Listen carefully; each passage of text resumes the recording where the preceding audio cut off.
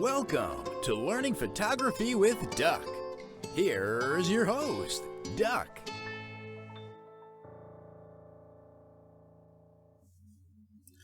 Good evening, everybody. Thank you for joining me in another session of Learn Photography with Duck. I hope everybody is having a good September so far.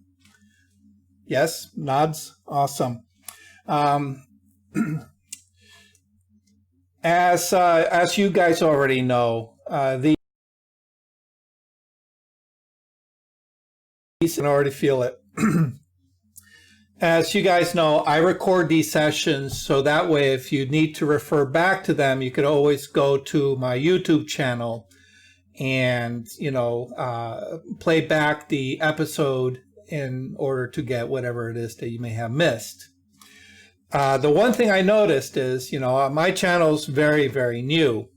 I only have, a few videos up, but I'm finding that the YouTube algorithm is now feeding back my own videos as a suggestion to watch, which I think it's kind of funny. So anyhow, yesterday I started rewatching one of my older episodes, and I'm like, oh boy, cringe. Don't ever watch your own videos. It's no fun. Anyhow, I just thought that was kind of funny.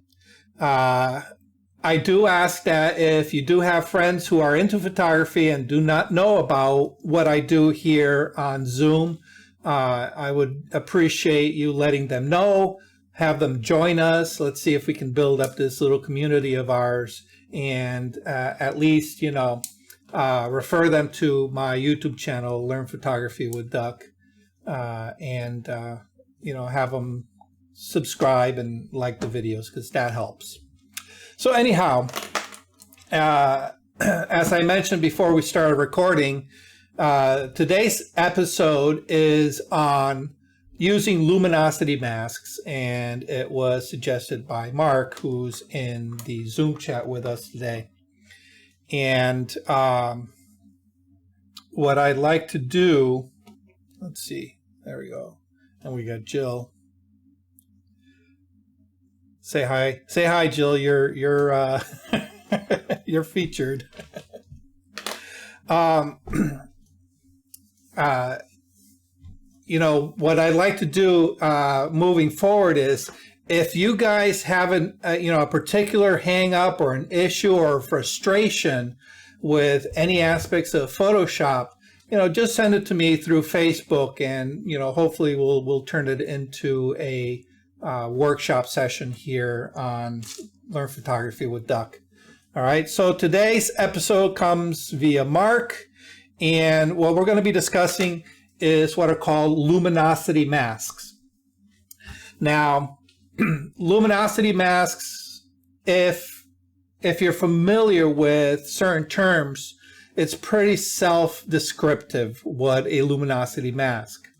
By now, hopefully, you guys are familiar with what a mask is in Photoshop, and that's the ability to be able to use a layer to block out certain things out of an image. Right? As you are aware, black hides, white reveals certain aspects of your image or an effect. And luminosity basically refers to the amount of light in any given part of a scene of an image. So if we were to take an image and convert it to black and white, what we would be left with is values of dark, midtones, and light tones. And those values is what creates a luminosity mask. All right, so something that is towards the light and white, then we have a lot of light. It's a very bright luminosity. When we go the other way into the shadows, into the darks and blacks, we have dark luminosity or little luminosity. All right. So a luminosity mask is a great way of being able to target specific areas of an image based on the luminosity that's inherent in the image. All right, and luminosity masks tend to be used a lot by landscape photographers. All right, of course, it's not just for landscape photography, but it has the most impact in a landscape photography, simply because by the nature of landscape photography, landscape photographers are always fighting that dark foreground, bright sky. All right, so luminosity masks is a great way of being able to target very specific areas of an image and working on those specific areas. And we'll get into that in a little bit. So what I like to do is kind of give a little demonstration of how we can use luminosity masks. All right. So what I have here is basically just a gradient from black to white, or from dark to light. All right. And you all know that a pixel that is showing dark is basically a pixel that is not being illuminated. In contrast, a pixel that is being fully illuminated will register as white. All right. And in photography, we're dealing with 3 channels: a red channel, a green channel, and a blue channel. And depending on the luminosity levels of each of those 3 channels will give us some kind of color information that gets decoded from it. All right. So here we have a gradient. Across the top, we have a very even gradient. And then across the bottom, we have it stepped. All right. So you can actually see blocks of shades of gray going from all the way dark to full white. Okay. So full black to full white.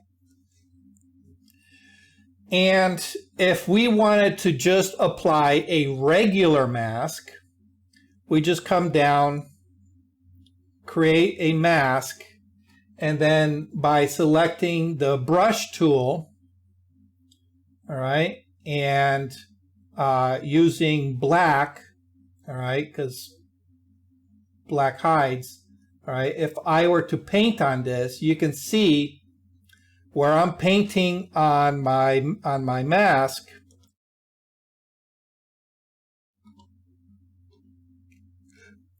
hitting the wrong buttons.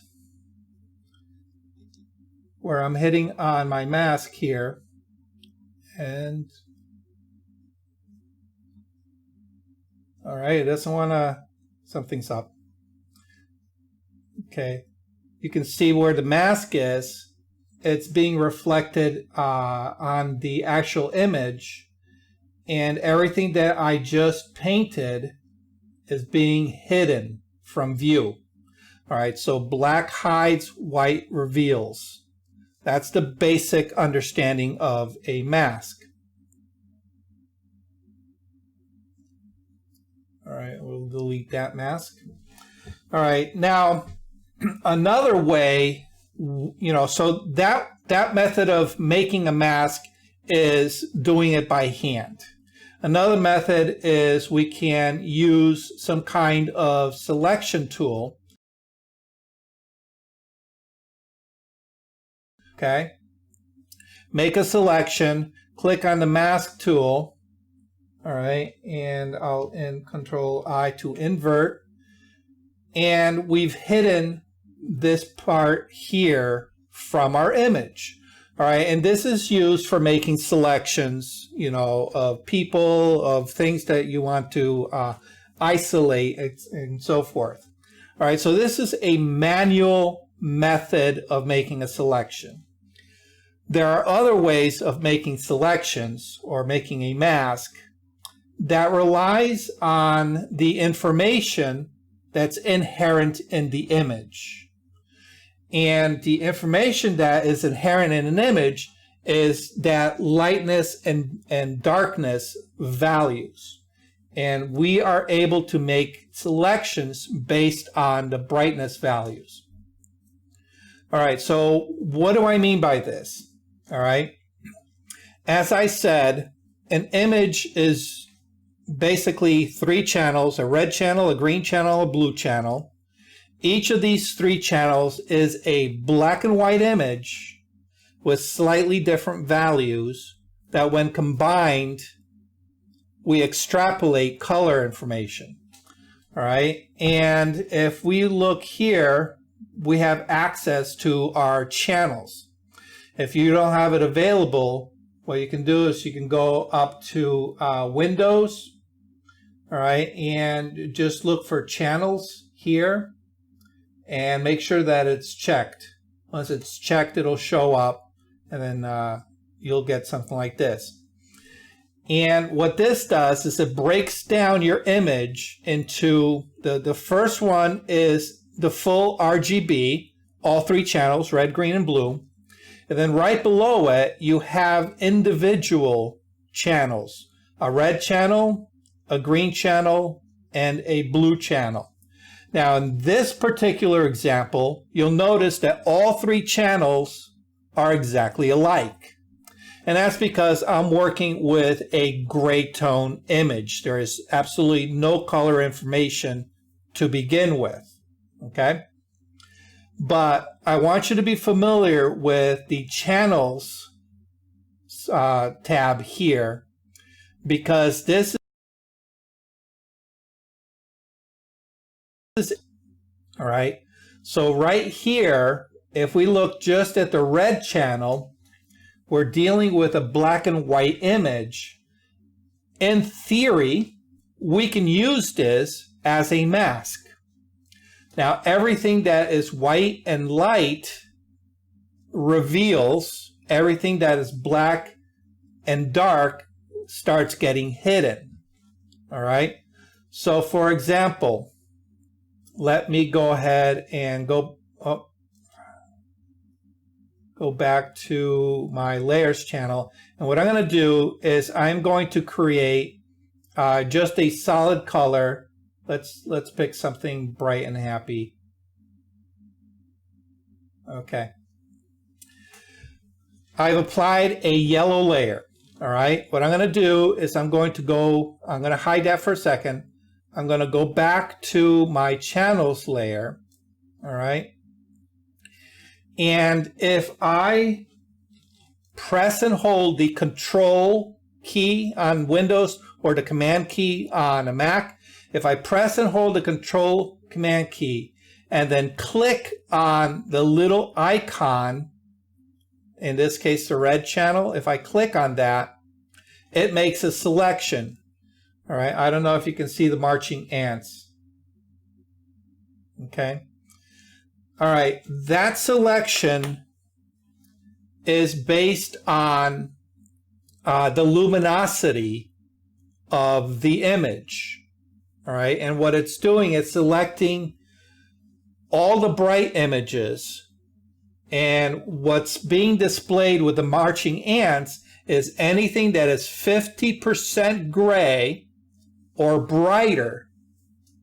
All right, 50% gray or brighter, you're going to see the marching ants. All right, and so as you are probably well aware, when you get the marching ants, you are able to make a selection. All right, this is a selection. So I can go ahead and copy this, okay? Or I can just leave it selected, go back to my RGB, go back to my layers. I'm going to bring back make my yellow layer visible, and I'm going to go to the layer mask here, and I'm going to paste what I copied. Oh.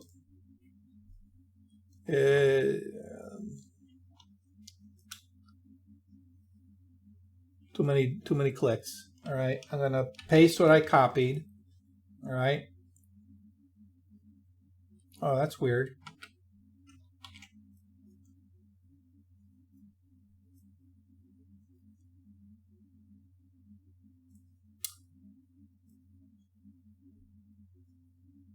Let me get rid of I don't know what happened there. That's really bizarre. Let me go back to my channels. Click. Go back to layers. Make that visible. Give me a layer mask. There we go. That's what I wanted to see. What it's done is I've copied the layer, or I've copied the layer mask from the grayscale, and I applied it as a mask. Okay, so you can see here everything that's dark is being hidden. Okay, so if I were to deselect or hide the layer below it, all right, you can see a lot of transparency. All right, to make this a little bit more obvious, I'm going to add another layer, and let's make this one red. All right, so what you're seeing is everything that is red is the layer below the yellow layer. All right, and the reason we can see it is because we applied a mask to the yellow layer that allows us to peek through that yellow layer to the layer below. So everything that is black gets hidden from the yellow layer, all right, making it invisible so we can see the layer below. And everything that's white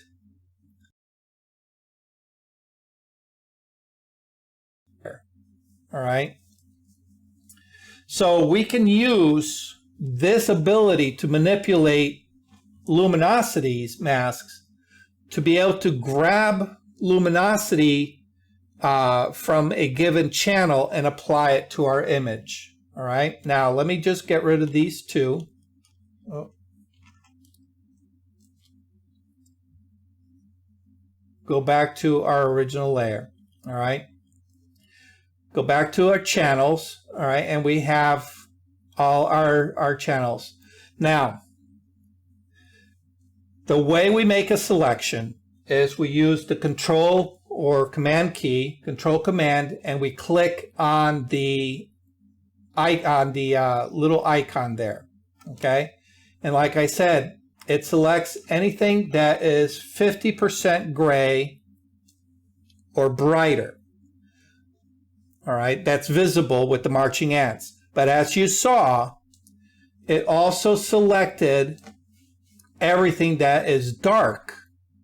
All right, because it's a gradient from that 50% mark. It's a gradient going to full white and full black. Okay, so even though this is selecting the white sections, it is also selecting the black sections. We just can't see it with the marching ants. All right, so that's a little concept that you have to keep in mind because it tends to confuse people. They think, oh, well, I'm only selecting this part, therefore I am only copying this part. All right, but in actuality, what you're doing is you're copying everything, but it's only showing you the marching ants on anything that is 50% gray or brighter, okay? So this is a great tool, and I'll show you real-world applications for that. But before we get into that, there's a neat little trick that we can use to expand or reduce this range, all right? So let me deselect it, Control D or Command D to deselect. All right. I'm going to be working with my red channel. All right. Because typically you're going to be working with an individual channel. We'll show you that later. All right. So if I Control click or Command click, it's going to select everything based on luminosity. All right. But it's only going to show me from the 50% gray mark to the bright.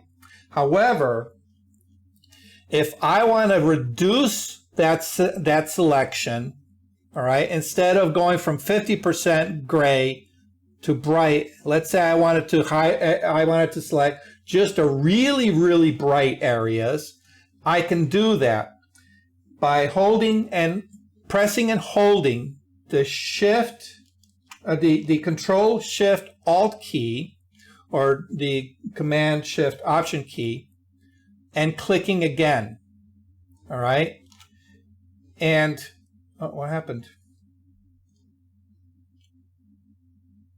All right. And you can see that I've lost, in my selection, I've lost a section of my midtones.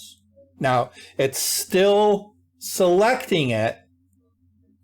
All right. We can't see the selection, but it's still selecting it, but it's favoring more of the brightest part of this particular image. All right. And typically what it's doing is it's selecting 75% of what you originally selected, approximately. All right. So if I do that again, Control Alt Shift and click one more time, it's going to select even less and less and less and less. All right. So you can use that reduction to kind of control what it is that you want to select in your luminosity mask. All right, so in this case, I'm just selecting the very, very, very bright areas. Now, by this point, you're probably saying to yourself, wow, that's pretty complicated. All right, it is. I'm actually going to show you a better way, but I want you to get the fundamentals of how to make a luminosity mask in this way. All right, because one of the best ways to do it is to go ahead and Control Command click. All right, then if you go all the way down to the bottom to where it says new mask and you click on that, it's going to create what's called an alpha mask. Okay, and it's going to give it a default name, and at this point you can call it whatever you want. Maybe highlights. Okay. And the nice thing about this is once you've created a mask based on your selection, all right, when you come back to your image, you're not going to see it anywhere here. It's hidden, but it's saved. So if you ever need to go back for whatever reason, you need that mask again, all you got to do is come back to your channels and Control click or Command click, and you have your selection again. All right. So now if I make a duplicate of that channel, all right, and we call it shadows, okay, what it's going to do is it's going to, and I'm going to make deselect, so Control D. All right, I'm going to invert that mask, so Control I or Command I inverts it. All right, so now everything that's white, all right, is revealed. So I'm revealing everything that is on the shadow side, and I'm hiding everything that is on the highlight side. Okay. Again, black hides, white reveals. All right. Black hides, white reveals. So here we're hiding the lights, and here we're hiding the shadows. All right. So we can work on the highlights with this one, and we can work on the shadows with this mask. Make sense, I hope? Could you just say one more time the sequence of how you created the original highlight one just now? Sure, no problem. Let me just delete those. All right. I'm going to select one of my channels. All right. Again, because I'm working with a grayscale image, these are going to look different. But once we get into an actual color image, you're going to see the difference. All right. From here, I'm just going to right click Oh, no, I'm sorry. I'm sorry. We're going to control. Are you a Mac or Windows? I'm Mac, so it's command for me. All right, so it'll be command for you. So you're going to hold and press and hold the command key, and you're going to click once on that little icon. All right, on the channel icon. And it's going to make a selection. Okay. Again, what you're seeing with the marching ants is only the bright parts of the image, even though it is also selecting the shadows as well. All right, because when we're talking about these light, these darker grays, there's still light there. All right, so it's picking up that light. However, because the marching ants is based on that 50% gray, this area is darker than 50% gray. It's not going to show it, but it is selecting it. All right, so again, keep that in mind. All right, then we're going to come down to the bottom, and we have our little icon for our mask, which is the white rectangle with the black circle. We're going to click on that, and it's going to create a new layer, or new channel. I shouldn't call it layer. A new channel called Alpha 1. All right, and what we're going to do is we're going to rename that to highlights. Okay. And then Command D will deselect the marching ants. Once you have this one, we can right click, duplicate the channel. All right, you're going to get this little dialog box, just call it shadows. All right. Hit enter, and it's going to make a copy. But it's the same as our highlight. So what we need to do is we need to invert it. So Command I for you will invert that channel. Okay, so now you have two masks, one that targets the highlights and one that targets the shadows, saved as a alpha channel. All right, that you can always access to create masks. All right, so now what we can do is I'm going to control click on that shadows one, and it's going to make a selection. I'm going to go click on my RGB in order to make sure that all the channels are being shown. Come back to my layers, all right, and if I make a curves adjustment, it's going to apply that mask. All right, so now if I modify that, you can see that I am targeting everything that has some kind of luminosity. All right. Okay. And because the mask is for the shadows, all right, I can manipulate my shadows any way I want. I can make them brighter. All right. Okay. I can make them darker. Okay.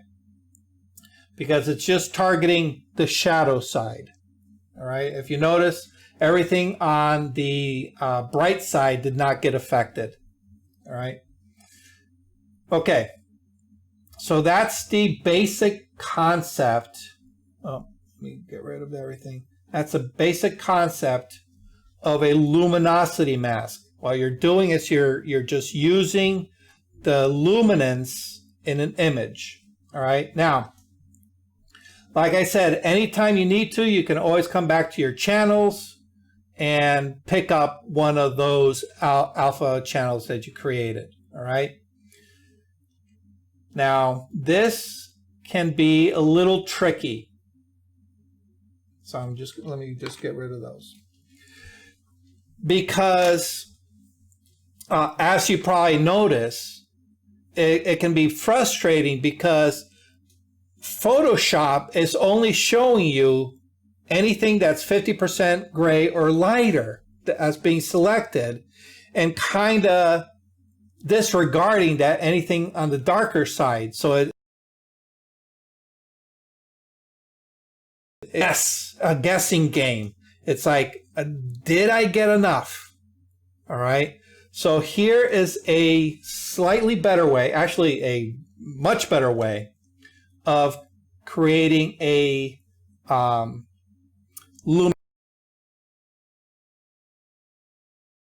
luminosity as an alpha channel, the way this process did. All right. But you'll see the pros and cons to it. All right. And for this one, what we're going to do is we're going to come up to our top menu. We're going to select. All right. I don't know why this is doing this. All right. We're going to go select color range. Color range. Okay. Color range. And you're probably wondering to yourself, well, you know, it's like, well, I'm working with a black and gray image. You know, there's no color here. Why should I worry with, you know, a color range? Well, the nice thing about this particular tool is if we go to the top where it says sample colors and we click on a little drop down, below our color choices, we have luminosity choices. All right, we have highlights, midtones, and shadows. All right, where previously with the alpha channels, it targets just the highlights. Here, we can target the highlights or the midtones or the shadows. All right. So in this case, we're going to click on highlights, okay? And then we get a little representation screen here. This is a representation of what the mask will look like, all right? And as you can see, it's a little bit more than that 50% gray, all right? But the nice thing is that we can use this slider, all right, and adjust it to our taste, all right, and see exactly what it is that we're targeting on our image, all right. In this case, all right, just look at this little square in the center, all right. This gives us an indication, all right? But if we want a more visual representation, if we go all the way to the bottom, there's another little drop down, okay? That says none, grayscale, black matte, white matte, and quick mask. If you click on quick mask, you're gonna see the default color for your mask. The default is usually this red color, okay? Unless you changed it, okay? That lets you move that slider back and forth, all right? Which is how much light do you want to select, all right? And you can actually see a real live view right on your image of what is being selected, all right? So in this case, everything that is red on my screen, that's my mask. Everything that is not, that's my what is going to be affected. Okay, so I can move my range to select just a very specific range of luminosity. All right. Now the slider above that is the fuzziness. And the way to think about fuzziness is the transition feathering. All right, so if you're used to working with traditional masks where you paint with a brush, the feathering on your brush determines the transition of that mask. Well, you have the same control here, but it's called fuzziness. All right, so if you notice, if I bring it down to 0, it gives me a very hard edge. But if I add a little bit, it softens that edge. And if I bring it further and further, it just makes that transition, that feathering, a lot more wider. All right, and you can see a representation of your mask right there in the dialog box. Okay, so now once you get the mask looking the way you want, all you got to do is click OK, and it makes a selection. All right. Okay. Any questions so far? I like I said, this is pretty heavy duty stuff. It's a little bit beyond the basics. So any questions so far? We're good? Okay. So let's put this into a real world application. All right. Hopefully now it'll start making a little bit more sense. Okay. So here I have an image, a recent trip to Norwich, the old part of Norwich, and they had some beautiful architecture. All right, and it was, as you can see, it was a very bright sky, not a lot of cloud cover. So what happens is we tend to get a lot of contrasty shadows when you have a very, very bright sun. All right, now I got a little lucky on this particular image because the sun ducked behind a small cloud. So the overall light dropped enough to open up the shadows just a bit. All right. So now if you notice my histogram up in the upper right hand corner, I'm kind of favoring the right hand side. All right. So a lot of people ETTR, this is exposed to the right, and this is pretty much what I did. All right, I pushed it enough to the right so I would not get a blown out sky, but I would not get deep shadows in the tree area. All right, so it's a little bit of a balancing act. Okay, well, what I'd like to do is I'd like to bring the brightness of that sky down, because by being this bright, you can see that my blues are very washed out. All right, the blues are they're leaning more into the light.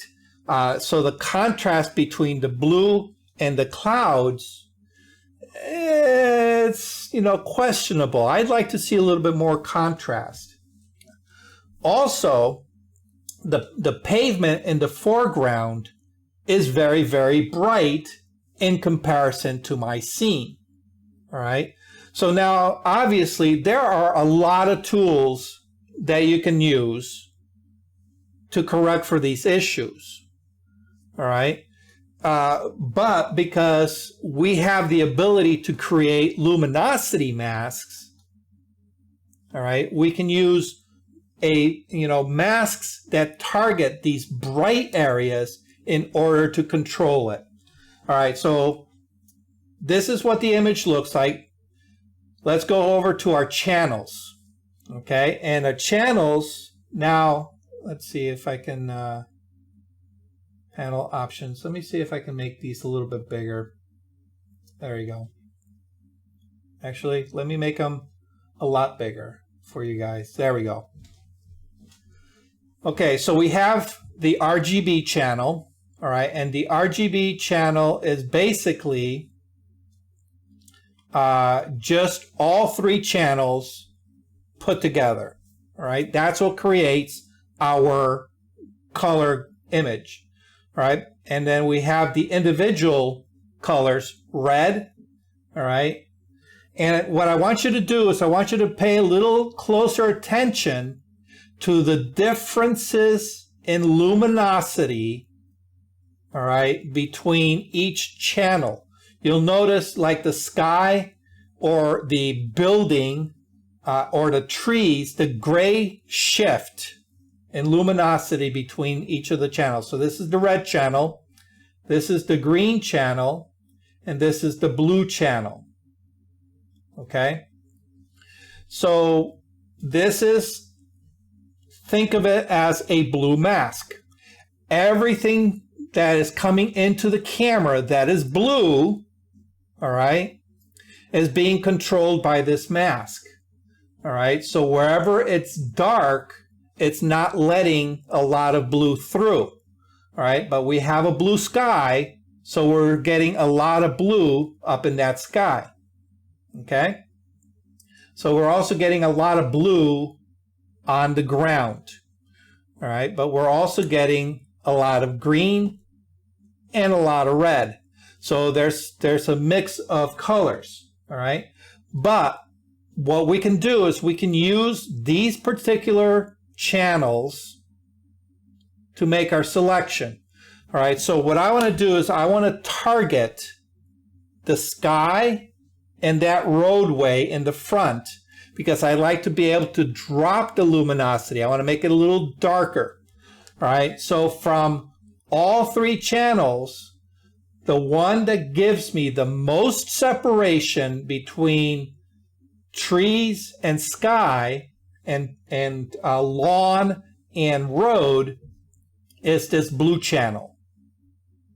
Make sense? Okay. So what I'm going to do is I'm going to press Control, Command, click, all right, and it's going to select everything that is bright. All right, everything that is bright. All right. Once I have my selection, I'm going to click on the RGB so I see the full color image. Come back to layers, and I'm going to click on my curves adjustment tool. All right, and it's going to create a new layer, a curves adjustment, and it's automatically going to give me, all right, let me see, panel options. Where's my panel options? Make that large. Okay. It's going to give me that mask. All right. So if we open up that mask, there's my mask. Okay. So everything that's black, everything that's dark hides, everything that's light shows. All right. So now if I want to darken everything, if I just click and drag down on my curves adjustment, you'll notice that that sky now comes in darker. Okay? And even my roadway got a little bit darker. All right, now you say, well, that's good, but it also darkened that building because that building is a little bit closer to middle gray than the trees. Absolutely. All right, so let me just bring this back. I'm going to go back to my mask. And like any mask, what we can do is we can manipulate it. All right, in this case, what I'm going to do is I'm going to use a levels adjustment. So Control L or Command L will bring up my levels adjustment. All right, and then I can take my blacks and make my blacks darker. All right, and I can tell my midtones to go darker as well. All right, and just by using my levels adjustment, I can increase the contrast between my sky and the foreground, and between the roadway and the lawn sections. All right, so now when I say click on that, come back, now what it's doing is it's targeting more of just the brighter areas. Okay, just the brighter areas. Now I can do this because I have experience in doing this, and I can, you know, kind of pre-visualize what this mask is going to do for me. All right. But like I said, there is a better way that you can pre-visualize right on screen. All right. So now what we're going to do is the same thing, just in a slightly different way. But I want you to keep this in mind because it does have its purposes. All right. So let me get rid of this. All right. We're going to go to our select color range. All right. I'm going to bring my fuzziness down. All right. And I'm going to, looking at everything that's red. All right. I'm going to move my slider until just the brightest areas of the image are being selected. You can see that a lot of the things inside here is red. Okay. Now, the other thing we can do is, like I said, we can use our fuzziness slider, all right, to add a little bit of softening transition, which I would suggest don't have a hard edge because then it makes your mask look a little bit too jaggedy. All right, you want a little bit of that fuzzy transition, that softness. Okay, not a lot. You don't need a lot. Okay, just in this case about 10%. Okay, I have my quick mask and I'm going to click on OK. I have my selection. I now go up to my adjustment, click on my curves adjustment. It's going to automatically create a mask. And this is what the mask looks like. Okay. At this point, what I've done is I've selected all the white and almost white areas of the image. Okay, so you can see everything in the sky, all right, is nice and white. But you'll also notice that the window frames, which are white on the house, are also visible in my mask. So what's going to happen? Any effect that I apply to this mask, it's going to affect the sky, it's going to affect the roadway, and it's going to affect my window frames. Okay? But because it's a mask, we can modify it. I can go ahead and select a brush, make sure I have black as my foreground color, normal, 100% opacity, 100% flow, and I can just erase those sections that I don't want touched by this particular mask. So in this case, all my window frames, all right, maybe all these foreground flowers and bushes, all right.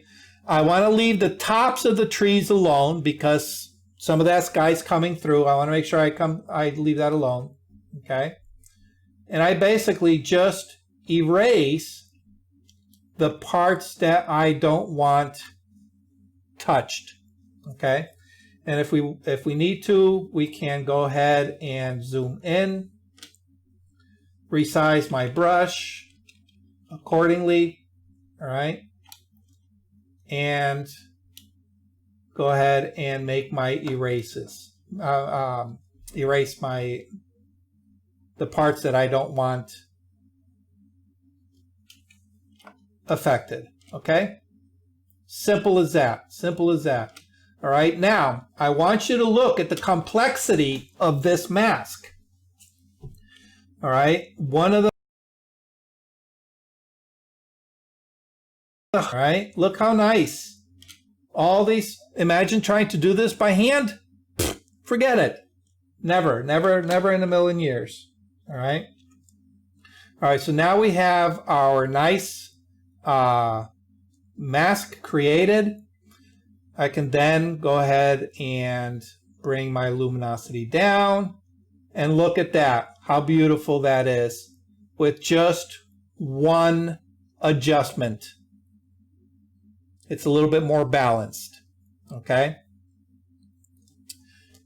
Any questions so far? All right. Pretty powerful tool. Pretty powerful tool.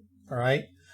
Now, let's say I wanted to target the shadow areas. I can do the same thing.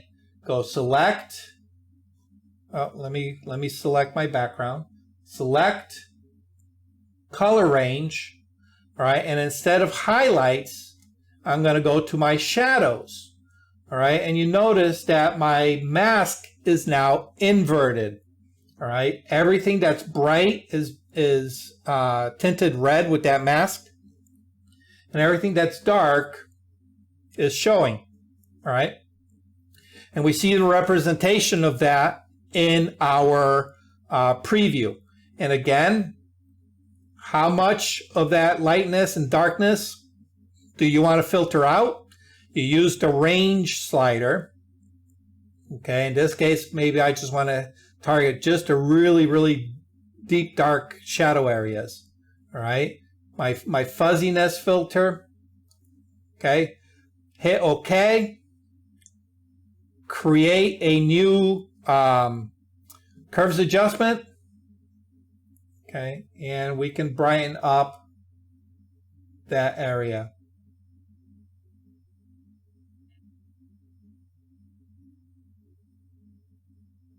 Okay. We lost a little bit of contrast. Obviously, this particular image, I wouldn't do that change, but you can see how easy it is to target just the shadows. Okay.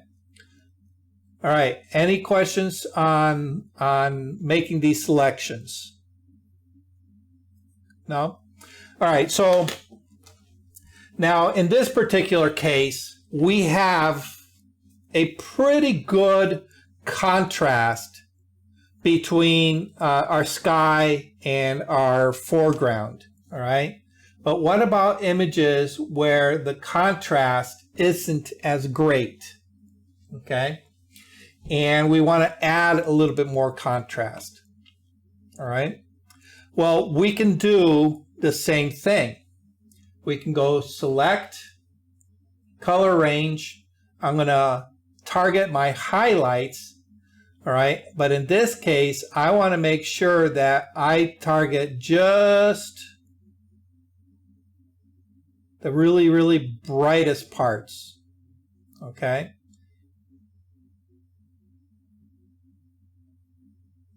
I'm going to hit OK. Give myself a curves adjustment. Okay. And now if I make an adjustment, you're going to notice that it's adjusting everything in the bright sections. Okay. Which is not what I want. What I want to do is I want to bring that background and bring the luminosity down on the background in order for that owl to stand out. All right, so I'm going to come to my mask and I'm going to invert it. Control I or Command I. All right. And now if I go back to my curves adjustment, I can now drop the luminosity and that bird now suddenly pops forward. All right. This is before, this is after. Before, after. And that's just by targeting a very, very small sliver of my luminosity range. All right. I attack just the very, very bright areas. I want to keep the bright areas and I want to tone down everything else because the overall image, all right, if I turn that effect off, the overall image is very, very, you can actually see it here. It's very heavy in my midtones. The majority of this image is midtones. All right. So if you got any experience with image editing, you know that an image that is crunched up in the center tends to look rather flat. Okay, we need some contrast in the shadows and in the highlights. Okay, so we have this peak right here in our highlights area, all right, that tapers down to the whites. All right, so we have a little bit of leeway there. All right, but we have this gap right here in our shadow area. You can see how this just kind of like drops off from the midtones down to almost nothing in our shadows. So we have room to put some of the data into that shadow area. So by creating a mask that targets everything in our midtone to shadows, we're able to then use a curves adjustment, and now we're pushing into that dark area. Okay, how dark? Well, that's to taste. All right.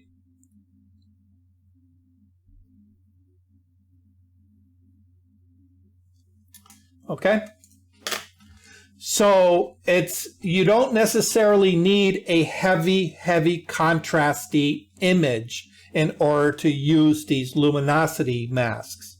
All right. In this particular one, it's a very bright image that's everything just clumped kind of like into that middle gray area. All right, and we're able to create a little bit of separation between our subject and our background just with one luminosity mask attached to one adjustment layer. Okay? Did I blow minds right now? Yeah, I see Mark shaking head. All right, one more example and then I'll take questions. All right. All right, here is the opposite. All right, we have a very dark image. Okay, very dark image that we want to, actually, let me go ahead and take,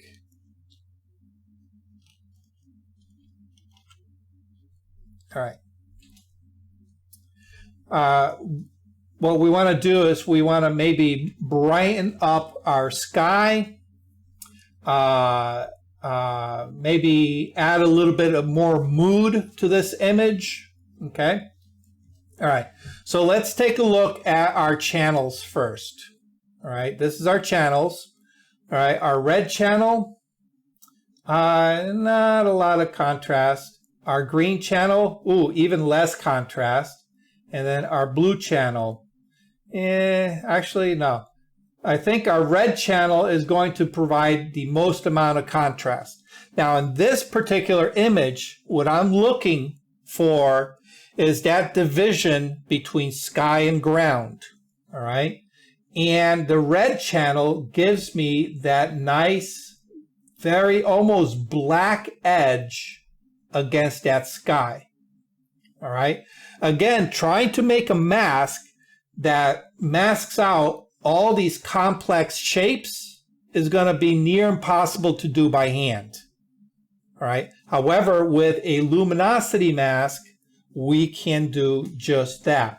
So what I want to do is I'm going to control click, all right, and control alt shift click again, all right. And what that does is it selects a little bit more to the light area. I'm going to go ahead and make a mask, okay, which gives us our alpha channel. All right, clear that. And you can see that, all right, we got some separation, but not really a lot. All right, let's see if we can work with this. I'm going to go ahead and control click. Come back to my RGB, come back to my layers, and I'm going to create a curves adjustment. All right. Now, I know from experience, this is not going to give me the results I want. All right. But we'll just see what it is. Okay. if I bring my curves up, all right, you can see that it's just targeting just this little sliver here. It's not quite giving me the full upper sky. All right. However, I can come to my my mask, and I can edit on this mask. All right. So I'm gonna go ahead and make a selection and zoom in.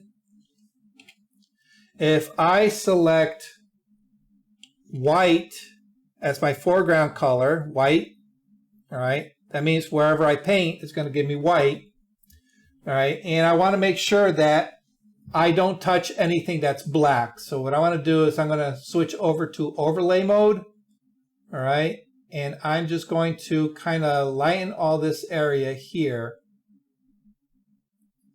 all right, and I can get a little sloppy with it. All right.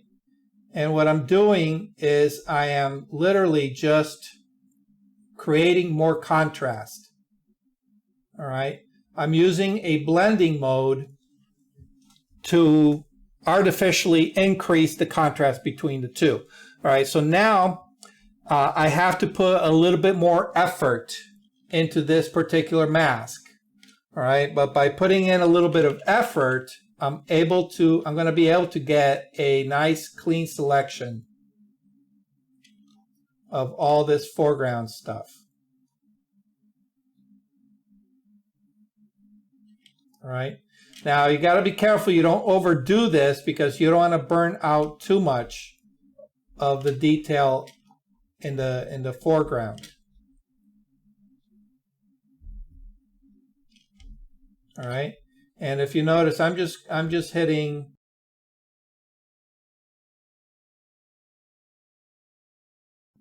once I have that edge cleaned up, all right, I can then switch over to a normal brush, all right, and make my selection. Let's move this out of the way.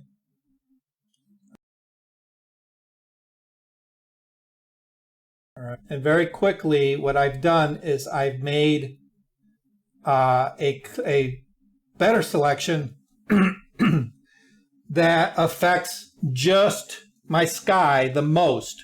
All right. So because that's all white, all right, that's going to really, really, really affect pretty much just my sky.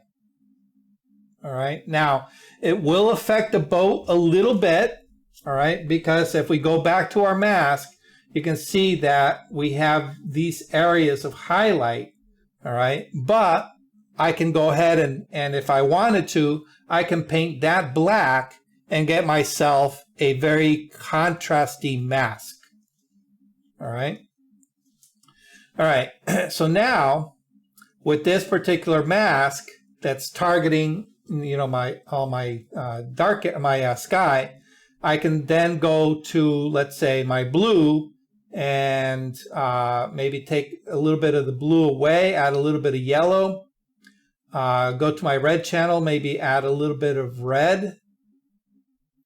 All right, so now it's starting to look more like a sunset.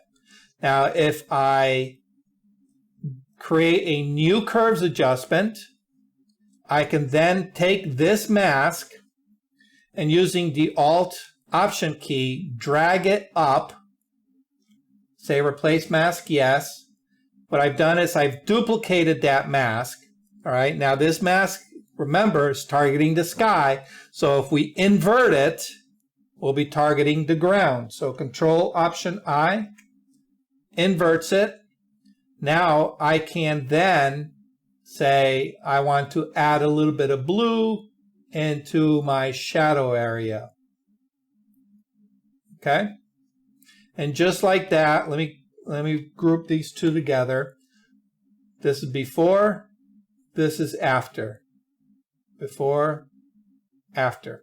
All right. So what we've done here is I purposely targeted Mark's other concern about color grading. which we'll get into a little bit more details on a different episode. But what I've done is I've applied a color shift by using my curves adjustment in very specific parts of the image. So in the sky, I added a little bit of yellow, a little bit of red, all right, to warm it up. And in my my foreground, because it's all in shadow, I added blue to kind of give it that bluey tone. Okay, so that's a quick and dirty way of doing some color adjustments as well. Okay, all right, now we can also do the same thing with our select color range, all right? And we can say, all right, I want to target just the sky, all right? Okay, so what I'm going to do is I'm going to look at this area here, all right? I can see a little bit better in this mask preview down below, all right? Because that foreground is so dark in comparison to the sky above in this particular case, even though in the color version it doesn't seem that way, all right? I can then go ahead and create a luminosity mask, all right? Click OK. Go ahead and hit my curves adjustment, all right? I can open up just a little bit into the sky, all right? Now, if I want to target the entire sky, I can come up here and, lighten that up, all right? But I can then go ahead, create a new curves adjustment, Alt or Option, all right?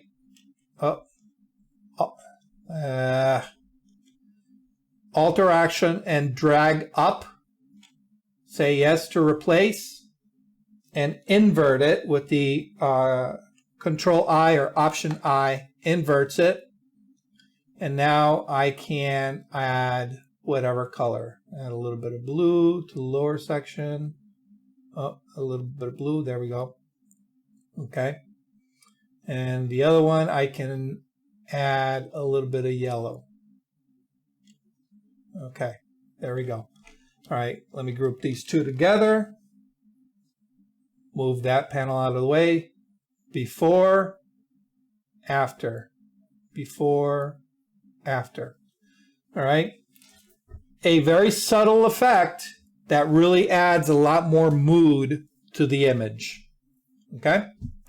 All right, so you've seen how we can use it with a high contrast scene. We can use it with a high key and with a low key image. All right, so we'll open it up for questions.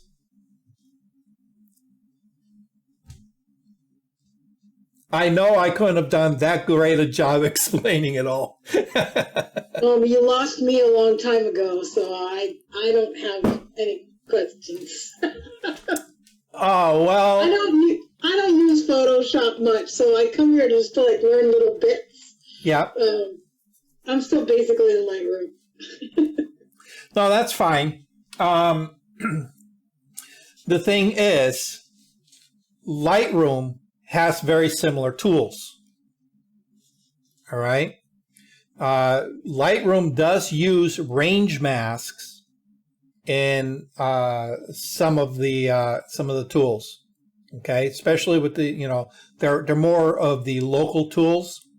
All right, so like the circular gradient, the linear gradient, they have range masks available that you can target. All right, it's not as visual as this particular example with Photoshop, but the basic principles that you learned here can be applied in Lightroom just as easily. All right. As a matter of fact, this particular image I originally edited just in Lightroom. I'm just taking it a little step further here, right? So, but, you know, one of the things that I tell people is there's so much to learn. You know, it's literally like building a jigsaw puzzle. All right, you start off with the easy pieces. Those are the ones, you know, the edge pieces, the corner pieces, super easy to find. There's only 4 of those. That's your shutter. All right, that's your, you know, focus. All right, those are the corner pieces.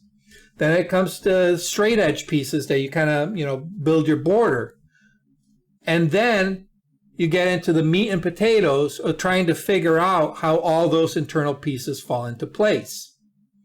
The more you do it, the more you're going to see similarities within pieces. Oh, these are all yellow. Let me pull those aside and work on them. Ah, this is how they fit.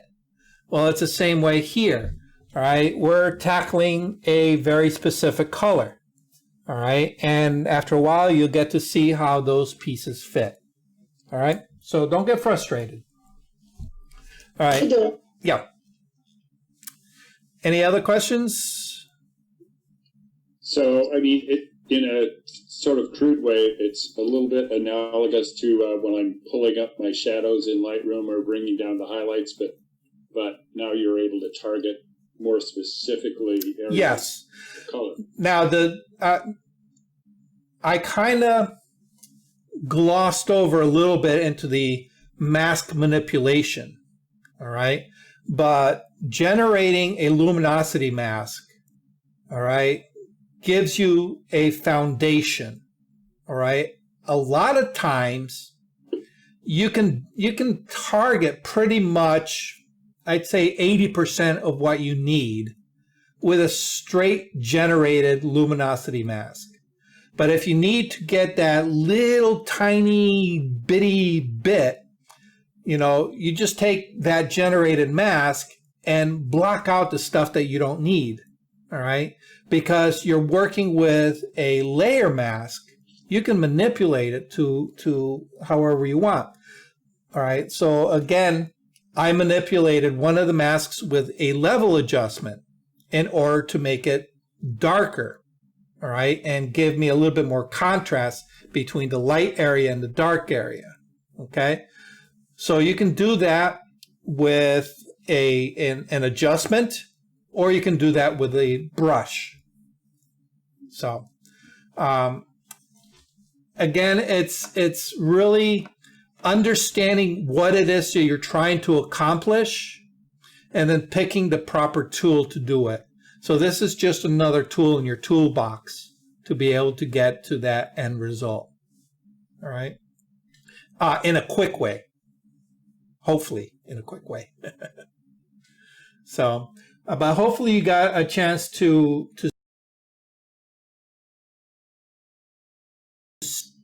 all right.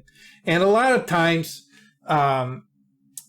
you know, even though the luminosity mask is creating gradients, it's not specifically a black and white mask.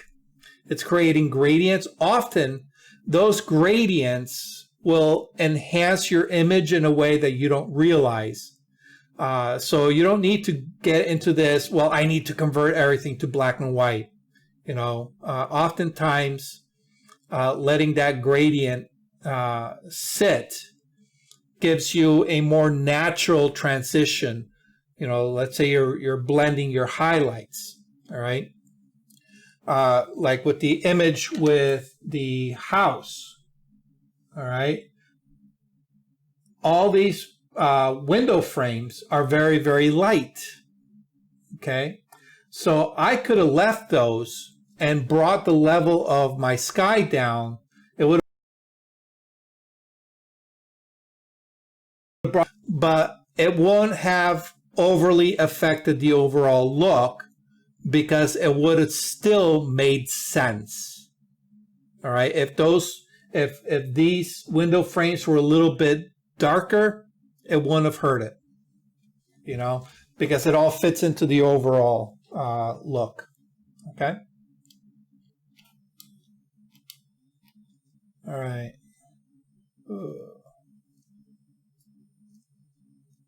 Thanks, Doc. All righty, guys. If there's anything else I can answer for you guys.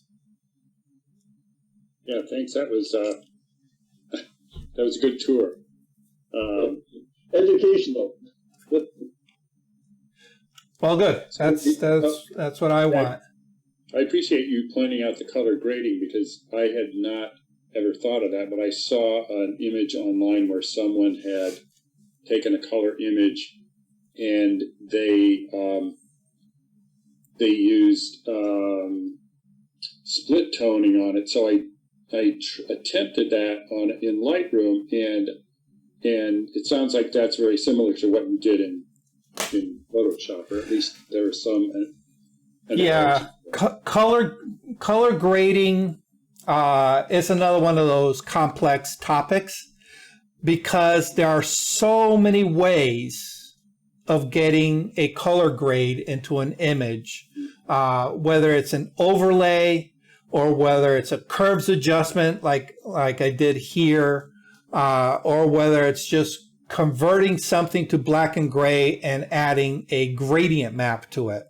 All right, there are different ways of doing it, give you slightly different results. It's just knowing which method gives you the result you want. So, but yeah. All right, guys. Wow. We're like super early. This would be like one of the shortest episodes ever. All right. We appreciate it, though. Yeah, it's a lot to take in. Yes, it is. It is. Again, if you have any questions, feel free to post it into the Facebook group. I'll be more than happy to answer whatever questions you have. I think I asked this last time. A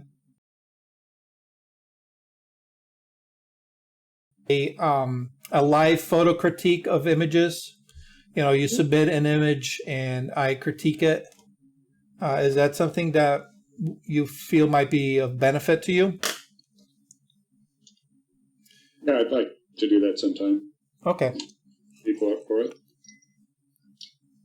Yeah, because let me tell you, early on, I used to put in some images for critique in some photography forums. And what happened was people would point out things that I completely overlooked or never thought of. That, when you actually step aside and let ego kind of go out the door and say, okay, that makes sense. All right, that's a good tip. I never thought about that, but I can see how it would, benefit my image. All right. So I am a firm believer in the power of critiquing to elevate your editing and your picture taking to the next level. All right. So we'll have to set something up for a future episode. Okay. All right, folks. Thank you. Have yourself a safe week. Thanks, Mom. And hopefully we'll see you next Monday, 6:30. Same bat time, same bat channel. Okay. Thank you. All right, take care, guys. Bye, Doc. Good night. Thank you for watching Learning Photography with Duck.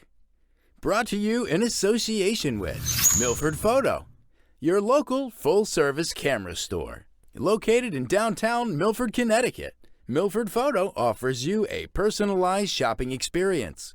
From the latest camera gear to printing and framing services. And, of course, educational workshops to teach you the finer aspects of photography. Don't forget to tell them Duck sent you.